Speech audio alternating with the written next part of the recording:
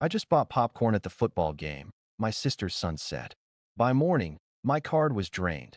$27,900 gone. Popcorn, Mint Apple X3, one giant TV, VIP suite seats. My sister laughed. Relax. Those were Christmas gifts. I told him it's Santa's card. I smiled and said, Merry Christmas. But that night, I froze every card tied to their accounts. At 7 a.m., she opened her app and screamed 5 minutes later, I got a call from. My name is Jerry. I'm 34, a defense attorney who spends most days telling other people's stories with a straight face and a steady voice. Oldest son, the safe pair of hands, the one who remembers birthdays, reads the fine print, and shows up 10 minutes early with extra batteries. I'm not dramatic. I don't do scenes. I bill hours and carry snacks. I grew up in a split-level house where attention was a currency, and my little sister, Megan, printed it. Mom called her sunshine. Dad called her kiddo. I was buddy, useful, quiet, a walking errand. When I passed the bar, we celebrated at a diner. When Megan passed a community college quiz, there were balloons. So yeah, I learned to pick up the slack. I moved near our parents. I fixed Wi-Fi, filled gas tanks, co-signed a lease once because it's just for a year. I told myself it was fine. Families are messy. Be the calm one. Keep the peace. Last Saturday night, our high school played its big rivalry game. Cold air, bright lights, greasy food. I stood by the fence with a paper cup of coffee, still in a blazer because I'd come straight from court prep. Megan's son, my nephew, Tyler, 12 and tall already, ran up with a grin and said the sentence that lit the fuse. I just bought popcorn at the football game. Cute. Harmless. He waved a phone. Aunt Meg said I could use the Apple Wallet. Whose card? I asked, already knowing. He shrugged. Santa's? I laughed because that's what you do when a kid tries a joke in front of you. I told him to enjoy the game, handed him $5 of actual cash for a second bucket, and turned back to the field. By halftime, my phone buzzed. One Apple charge, then a second, then a third. I locked my jaw and didn't look again. The marching band played. People cheered. I sipped burnt coffee and pretended the world was normal. After the final whistle, Megan met me by the concession stand. Relax, she said, smiling like a commercial. Those were Christmas gifts. I told him it's Santa's card. I swallowed. Merry Christmas, I said, because I'm that guy. The calm one. The buddy. We hugged. I carried a folding chair to her trunk. I drove home on muscle memory. At 2 a.m., I opened my banking app. By morning, my card was drained. $27,900 gone. Popcorn, Mint Apple X3, one giant TV, VIP suite seats, and two neon-priced gifts I didn't recognize. At 2:17 a.m., I sat up in bed and stared at my ceiling fan. At 2:20, I made a list. At 2:28, I froze every card tied to their accounts. At 7 a.m., Megan opened her app and screamed. At 7:05, my phone lit up. Unknown number. Then Mom. Then MEG. Then Tyler's school iPad. Somehow. 5 minutes later, I got a call from. I let it ring twice. Then I answered. Where did the money go? My mother asked. Not hello, just a verdict.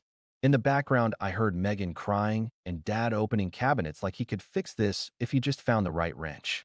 Good morning, I said. Which money? Don't play with me, Jerry. Mom snapped. Your sister says you canceled everything. She's at the Apple store. They told her the cards declined. The TV is being held. This is embarrassing. Megan used my card, I said. I froze it. She used it for the family, Mom said. Christmas. For Tyler. For us. You're the lawyer. You make plenty. I looked at my notepad, numbers underlined, timestamps neat as bricks. Who added my card to Apple Pay? Silence. Then Megan's voice, bright and shaky. Tyler did. I told him it was okay. We saved your card from last time. Remember when you treated us to pizza? It autofilled. I didn't know it would spiral. But it's Christmas. I was going to pay you back. When? I asked. Tax return, she said. Or your bonus. Stop being weird. Tyler is 12, I said. 12-year-olds don't buy $27,900 worth of electronics overnight. That's rude, she shot back. He's gifted. I closed my eyes. I could see the whole timeline. Tyler swipes for popcorn. The phone remembers my card. Megan taps Apple. New charges slide in. TV, sweet seats for a pro game. A pair of ridiculous gold-rimmed headphones labeled Signature Edition. It wasn't one mistake. It was a spree with a bow on it. Dad took the phone. "Bud," he began, the voice he used when I changed a tire in the rain. "You know your sister's situation. Hours cut. Rent up. We're all pitching in. You just bought a new couch, right?" "It's used," I said. "You have a good job," he said. "It balances." Balancing. That word followed me through every holiday. When I paid for the emergency dentist, it balanced the time Megan watched my cat for 2 days. When I co-signed her lease, it balanced the time she FaceTimed me at 1 a.m. to cry about a bad date. It always balanced, as long as the scale leaned toward her. I kept my voice flat. "I froze the cards because I'm disputing the charges. And because your accounts were linked to my card without permission." "It wasn't without permission," Mom said. "Your family." "Family isn't a password," I said. Tyler was crying now, in that loud, gulping way kids cry when they think it gets results. Megan whispered to him, "Hot Mike, baby, it's okay. Uncle Jerry's just grumpy. He'll unfreeze it after he eats." I remembered smaller things, like gravel under a shoe. 5th grade, Megan borrowed my baseball card binder to trade for a concert hoodie. Senior year, my scholarship deposit vanished because Mom moved some money around and forgot to move it back. Last spring, Megan asked if she could park her debt under my credit score just for 6 months. I said no. She cried. Mom called me cold.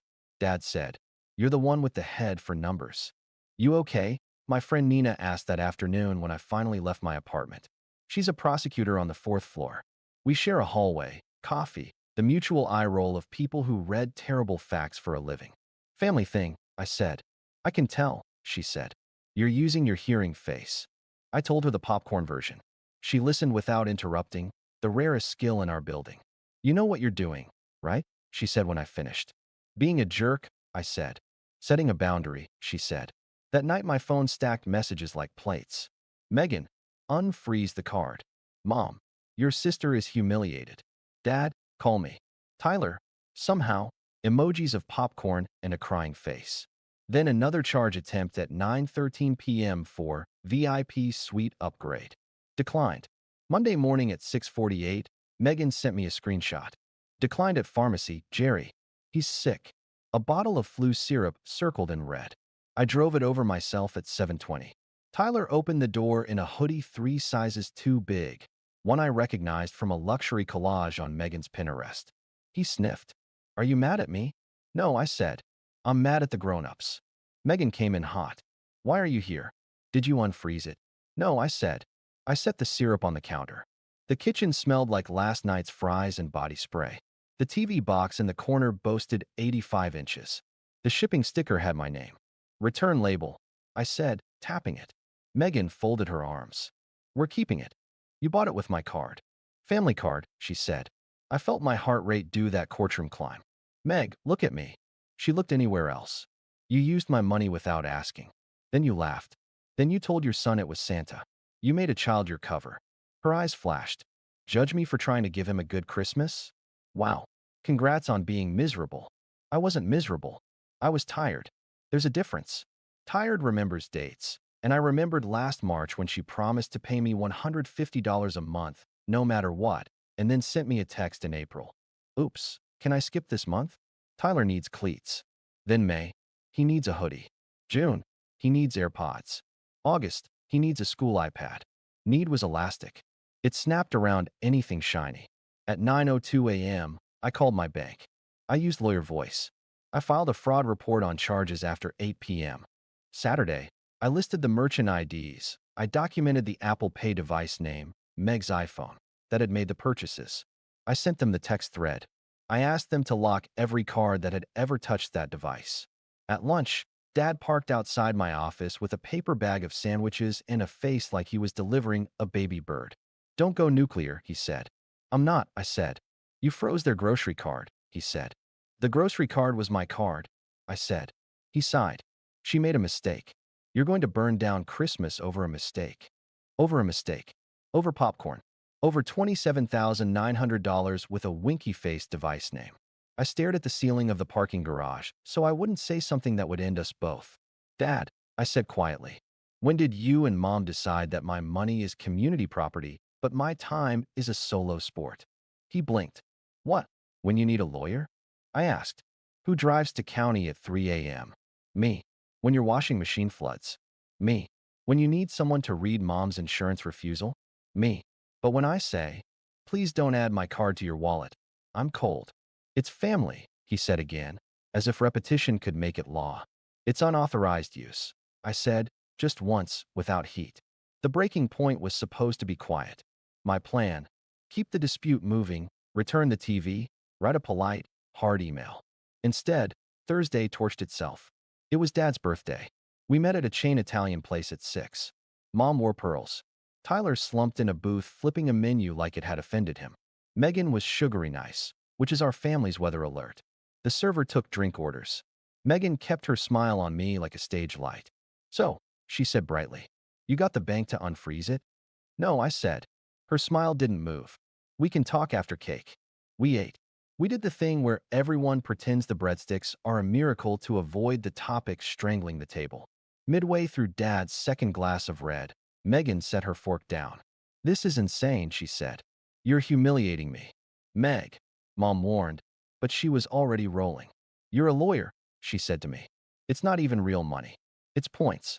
You love points. Points are not money, I said. Money is money. You spent mine. That's family money, she said louder. People started to glance. Tyler grinned.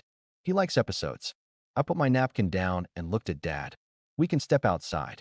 No, Megan said. We can do it here. You're crazy. Everyone says so.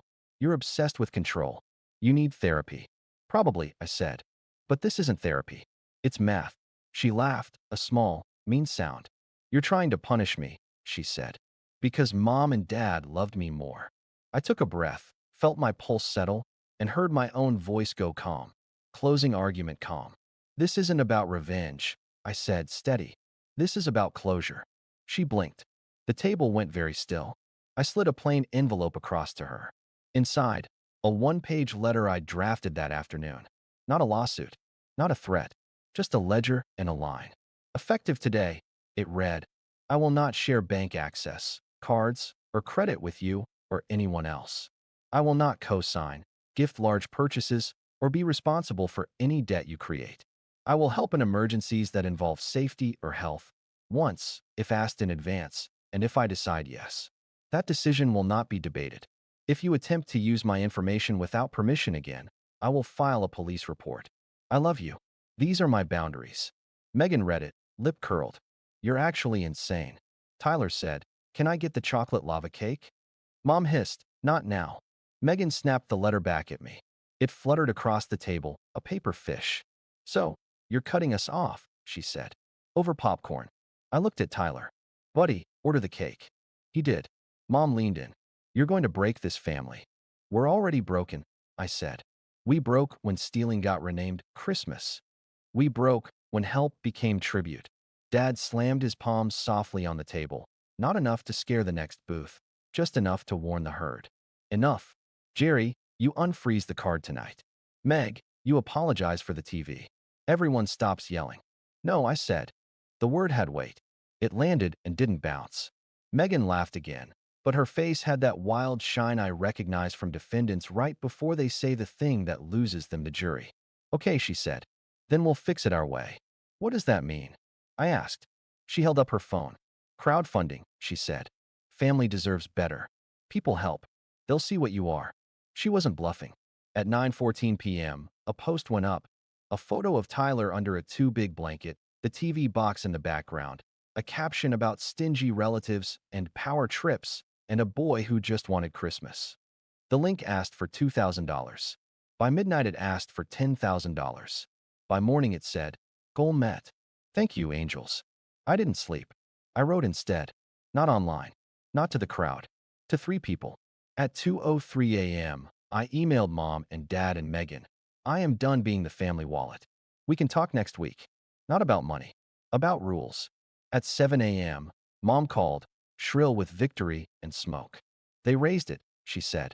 See? Community. You look cruel now. I'm not a pole, I said. I'm a person. Come fix this, she said. No. I said again, practicing, noticing how the word got easier each time, like a muscle finally being used for what it was meant to do. If you've never set a real boundary with your family, here's the thing no one tells you. It's loud at first, then it's quiet in a way that feels like altitude. The loud part lasted 3 days. Day 1 was calls. 43 missed between 8 a.m. and noon. Megan left 6 voicemails in a row. The first was sobbing. The second was screaming. The third was logistical. How do I install the TV without the installer? The fourth was back to sobbing. The fifth was an offer. What if I pay you $50 a month starting in March? The sixth was a threat. I'll tell everyone you hit me. Then a quick ad. Emotionally, like she remembered the room was bugged. Mom's texts came in bursts. Family is sacred. Your grandmother would be ashamed. You loved that toy kitchen as a kid. Where do you think it came from? I turned my phone over and worked a case with white noise focus. Every time I looked up, the red badges multiplied. Day 2 was quiet war. An aunt posted a Facebook essay about cold hearts. A cousin DM'd me to say, "Proud of you, man, but I can't like that publicly." Someone sent me a screen grab of Megan's crowdfund updated again. New goal, help with rent. With a photo of Tyler looking solemn next to a stack of wrapped boxes that looked suspiciously like the same boxes from last year with new bows. Nina knocked on my office door and put a coffee down. "Still using your hearing face," she said. "I filed the return," I said. "For the TV?" "For everything," I said. "Bank's cooperating." Apple flagged the device. "You know that means a fight," she said. "I know," I said. "I'm a lawyer." Day 3 was the visit. Dad buzzed my apartment at 6:40 p.m. while I was folding laundry and watching a video about repairing dishwasher seals like a man 60 years older than I am. "Can I come up?" he asked through the speaker. "Yeah," I said. I didn't want him to bring the war to my hall. He looked smaller in person, or maybe I was standing straighter. He sat at my table, hands folded like he was at confession. He did not yell. He did not threaten. He just looked tired. "Bud," he said, "I didn't raise you to be hard. You raised me to carry," I said. He rubbed his forehead. "Your sister," he trailed off. "I know," I said. "I know exactly who she is. I also finally know who I am around her." "You're her brother," he said. "I'm also a person," I said, "with a life that doesn't run on emergency mode." He nodded slowly. "She says you embarrassed her. She says you humiliated your mother. She says everything," I said gently. "Here's what I say." I slid a second envelope across the table, a copy of the boundary letter and a single page of numbers. Every transfer for the last 5 years, every just this once, every I'll pay you Friday. The total at the bottom looked like down payment money. It looked like a year of law school loans. It looked like time I can't get back. Dad read it all the way through. He didn't blink much. "This is a lot," he said finally. "It is," I said. "And I let it happen. That's on me." "So now what?" he asked. "Now I stop," I said. "Return what we can. Eat what I can't. Move on." He stared at the boundary paragraph again. "If we have a medical emergency. I'll pick up on the first ring," I said. "If you call. Not if Megan calls pretending it's you." He smiled a little despite himself. "She's not that slick." "She's slippery," I said. "Different animal." He put the paper down and looked at me for a long time. "Your mother won't like this." "She'll survive," I said. It sounded cold. It wasn't. It was a truth. My mother has survived everything and everyone, including topics that make her throat close. He stood up. "You coming Sunday?" he asked. "If there's no money, talk," I said. "If there's no TV, talk. If Megan doesn't make me Santa." He sighed. "That's a lot of conditions." "They're boundaries," I said. "They're only heavy if you try to carry them for me." He hugged me in the doorway. It was awkward and brief, and something cracked small inside my chest. The good kind of crack, the one that lets air in. That weekend, they tried a few more things. Megan Venmo requested me $27,900 with a snowman emoji. Declined. She tagged me in an Instagram story where she held Tyler and said, "Some people love money more than family." I blocked her and felt both 12 and free. Mom called to say, "Your aunt thinks this is all over a girl you liked once." I told her that was nonsense, and she said, "Good. You're too busy for girls anyway," which was both on brand and a reminder to keep all my therapy receipts. On Monday, the bank reversed 2 of the Apple charges. The TV company accepted the return with a restocking fee that felt like paying to stand up. The suite seats were not refundable. I ate that cost. Fine. I imagined the view. I pictured an empty leather chair with my name on the ticket, and I decided to like the image, a little monument to the price of learning. Work got louder in the best way. Trial dates, motions, a judge with a face like a hawk who hates wasted time. I felt present again, not like I was living under a constant, fuzzy alarm. At night, when the apartment hummed its small, comforting noises, I counted calls. Day 4, 12 missed. Day 5, 6. Day 6, 2. Day 7, none. The silence felt heavy at first, then bright. Like standing on a ridgeline at dawn. Like tasting my own coffee for the first time in months. On Friday, an envelope slid under my office door. No return address, just my name. Inside, a crude drawing in marker, Tyler's, and a note in Megan's printing that was not sorry but not war either. He misses you, it read. We both do. Can we talk if you're not going to be weird? I stared at the note for a long time. Weird means firm in our family. Weird means won't play the old game. I put the drawing on my fridge. I put the note in a drawer. I didn't get a Hallmark ending. No group hug. No montage of repaired ornaments. The crowd fund stayed up for a week, then disappeared. The TV box left Megan's place. Tyler got the flu and then got better. Life, even when you pour gasoline on it, insists on being ordinary again. Here's what changed. I stopped explaining. I used to argue my case like a junior associate desperate to please a partner who'd already decided the outcome. Not anymore. When Mom opened with, "We need to talk about," I said, "Not today." When Megan texted, "Quick, what's your Netflix login?" I wrote back, "No." When Dad said, "Your sister has a situation," I said, "I hope she figures it out." I stopped rehearsing. I don't practice whole speeches in the shower about what I could say to make them understand. Understanding is not a gate I have to run through anymore. I started counting different numbers. Not the dollar amounts I spent cleaning up after Megan. Not the hours on hold with merchants. I count mornings where my first thought is mine. I count dinners I cook for myself without the phone on the table. Face up, ready. I count messages from people who know how to ask. Last Sunday, I went to dinner. Everyone was there. Megan wore a sweater normal people buy. Tyler dragged me to the table to show me a trading card he was proud of. Mom kissed my cheek like nothing had happened, and then, miracle of miracles, talked about a book club. Dad carved chicken, asked me about a case, told a joke that actually landed. Halfway through, Megan cleared her throat. I felt my shoulders prepare for impact. "I got a part-time at the school," she said. "Office. It's boring. It's steady." "That's great," I said, and meant it. She waited, wanting more. I gave her exactly what I had. "I'm happy for you." On my way out, she followed me to the porch. "So, are we good?" she asked. "We're family," I said. She frowned. "That's not an answer." "It is," I said. "It's just a different one now." She blew out a breath. "You're still mad." "No," I said. "I'm not mad. I'm done being useful in ways that hurt me." "That's harsh." "It's honest." She looked past me at the street. "Tyler thinks you're a superhero," she said softly. "I told him you were acting like a villain."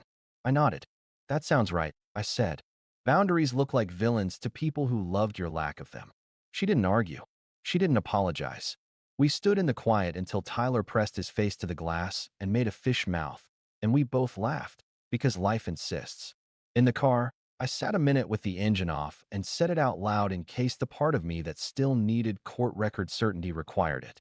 I will not put my sanity on autopay. I will help when I choose, not when I'm drafted. I will not be shamed out of my boundaries because someone says family like a magic word. And I drove home, my phone dark for once, the night ordinary in mine.